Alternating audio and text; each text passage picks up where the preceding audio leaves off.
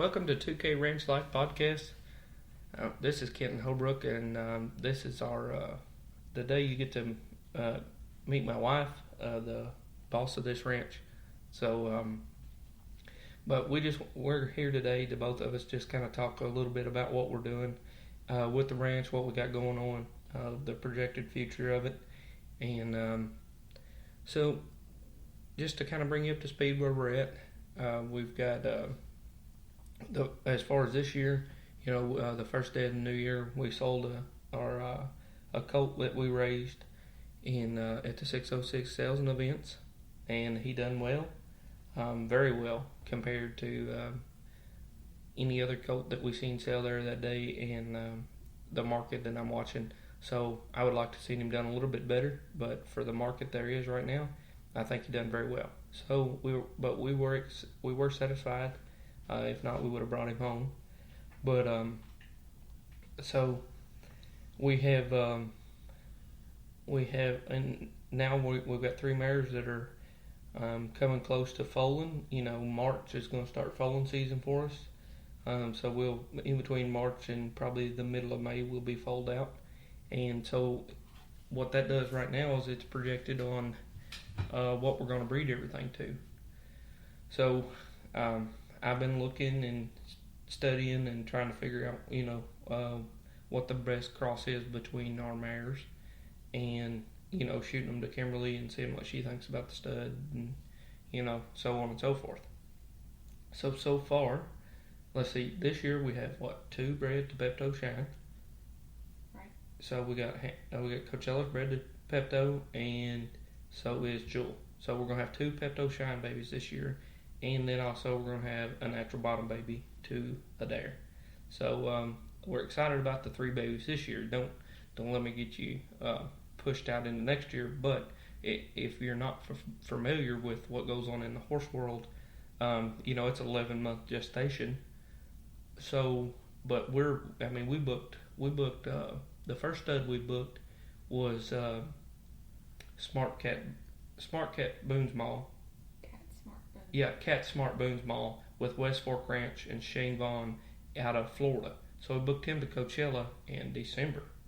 So, and then right now we're booking Jewel to a horse named Cat's Emoji, which is owned by Gabe and Rietta Brandon Clark out of the O&W Ranch right outside of Sheridan, Montana. I know that's where Buck and Mary is, but the O&W may be. I don't think Rihanna and Gabe live there. They live on the O&W. So it is, but that's where them 2 is booked at so far. The only other thing is now we're looking to book Adair. So we got to find a stud for her, which. There's nothing wrong with the Pepto Shine babies we're having, and we really like Mike and Chris's horse, and he's local, but we just didn't want to breed the mares to the same stud that we did last year, and we can't breed Adair to him because she's heavy Pepto Boone's bred, and so is he. So I want to be able to. What we're doing with our horses is we're trying to create a very versatile. The quarter horse was bred to be versatile, to do whatever you wanted to do. But there are lines in the quarter horse world that makes that horse excel in a certain thing. So what we're trying to do is take what the lines our horses have, the lines that we can cross with a stud, and hopefully we can get them to excel in multiple events. A versatile quarter horse is one I want to see come off the 2K Ranch. I want somebody to be able to say, man, I bought this horse from Ken and Kimber, and at the end of the day, whatever I want to do, if I want to go rope a cow, if I want to go to a western riding, a ranch riding class and win some money, or if I want to go cut a cow off, or whatever, that's what we want to see do. We want to see done. Or if I want to go run the barrels or whatever, and I can I can slow my horse down the next day and still go ride it. So, or if I just want to trail ride, that's where we're heading as far as with our breeding. And I said I don't want to breed. We actually, the 3 babies we had this past year in 2022 was out of a stud that we owned ourselves. And so we had 3 babies out of him directly, but he also he ended up passing away of VPM, so which we hate it, and it's a lot more aggravating as far as racking your brain and trying to find the right stud to the mare that you have, and because and like I said, getting the line straightened out and how we want. Some people may, well, I'd bred this mare this way, but this is just how we're doing it. And but we as far as making it more difficult, now a lot of this has come with artificial insemination. I'm spending a lot of time at Root and Riddle because I work night shift and Kimber works days, so she gets to hang out at work while I run up and down the road with the mares and the colts. But it works out. So, but she can also get the semen we have shipped in and stuff. So it really works out good that we're on alternate schedules in certain aspects of things. Sorry, but we're at a point where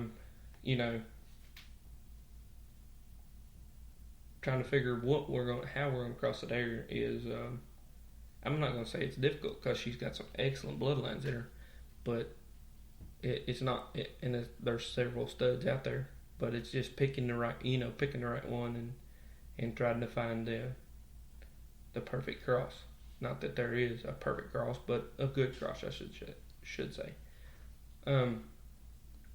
So you've heard a lot from me so far, and I'd like to get Kimber to maybe give her input just a little bit on what we're doing, and see what she thinks. What do you think? Whatever you say. That's the way. Yeah, she says whatever I say, but then I have to run it by her, and then she gets the okay. But I do a lot of the legwork. She's still learning, so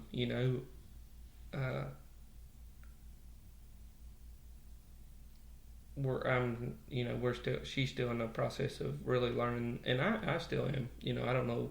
I was raised on walking horses, so I can take a walking horse and tell you the history of and I've got a lot better because I've done a lot of studying in the quarter horse world. But there's still a lot of studs out there, and sometimes I'll see something and or hear of a stud and they're performing really well, and I'm like, man, I never even heard that horse. So, but the quarter horse is such a big world, so. But we're just trying to knock, get in where we can fit in the quarter horse world. As far as that's the horse side of the ranch. Now the home side out of the ranch this year, we're projecting, good Lord willing, we're gonna have a barn built here, and at least if we can get the frame up and get it dried in. Then if we could do that this spring would be great. And we could I can build the stalls as I go. Me and Kimber can sure put up. She can pack boards and I can swing the hammer. But I ain't got to worry about swinging the hammer. I run a nail gun. So building the stalls and stuff is no problem with me, and kind of handy like that. But it's just our main goal. What I'd like to see. I don't know what she thinks, but I'd like to see us get it framed up and just tried in. What do you think? I agree. So framed up and tried in. That's our next big project. The past 2-3 years, every spring we've fenced, ain't we?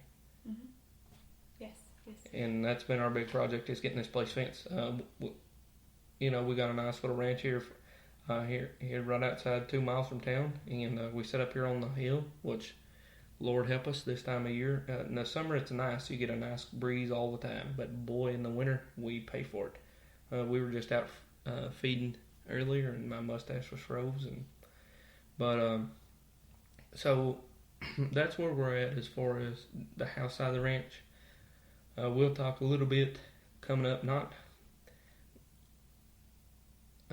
I'll mention a little bit in this podcast. We're going to have a podcast on mine and Kimberly's infertility walk. So, but hopefully, Lord willing, this spring, not only do we get three mares set in foal, that we get the boss mare of this ranch, Kimber, set in foal. So, I'd say above all, that's our main goal. And we're doing some. She had surgery. What day did you have surgery? Day before Thanksgiving. Yes. Yeah, day before Thanksgiving. So she's 2 months, almost going on 3 months post surgery, and so we may be even doing some embryo transferring ourselves on human side. So it's funny going in the embryo, in the all the stuff we did at Root and Riddle last year. I go there and they're talking and asking questions, and I'm understanding. And one time my vet tech said, "Man, you really understand this." And I said, "Well, we've been dealing with this with me and my wife for like 6 years. So, the AI and embryo transfer and all that, the ICSI and everything like that, I really understand." But and then we've got 2 churches that I pastor. We got a Heaven's Rovers Cowboy Church on Tuesday nights and Moorfield Country Church on Sunday mornings, they're both doing really well. The spiritual growth that we're seeing in the folks in both churches is wonderful. Seeing people hungry for the Lord, that's what we're so thankful about, that people are hungry for the Lord. And but I will say, and Kimber could probably tell you, I know she'll agree with me, that we do 2 different churches, and they're 2 totally different congregations in 2 totally different spots, ain't they? Yes. Like, it's funny. I think our Cowboy Church is smaller, but I think and just with the messages that God prepares for me, that we've got a lot of spiritual maturity there. I'll say. Yes. Yeah, we got a lot of spiritual maturity there. Where at Moorfield, that we've got some spiritual maturity, but we've got a lot of new Christians. Yeah, and new believers and things. So the number size is not comparison to either one, but we're each walk, and that's one of the things that I love about, it's amazing with you walk with God and ranching and farming, whatever you want to call it. We're in Kentucky, they're going to say you're not ranchers, whatever, but we're not farmers either, because we don't farm on this ranch. We run horses on this ranch and race. So I consider us a ranch, not a farm, because I ain't planting nothing but grass. So my farming days is long gone. Lord help us. I hope so. And not that there's anything wrong with farming. It just it's not my thing. I farmed my whole life growing up, but I like raising horses. So but you take the ranch life compared to your church life, and man, it's so, I think that it's so intertwined. The good days and the bad days on the ranch, the good days and the bad days at church. It's amazing how much. It just proves that God is in everything that you do. Not just the church. He's in your everyday life. And but so like I said, I preached two churches, and then also Kimber, she works for Martin Sanitation, and she's very active at work and involved, and she works for a good company. The guy, a good friend of ours, owns the company, and he offered Kimber a job, and it's been a blessing to us, and I know she's thankful for it.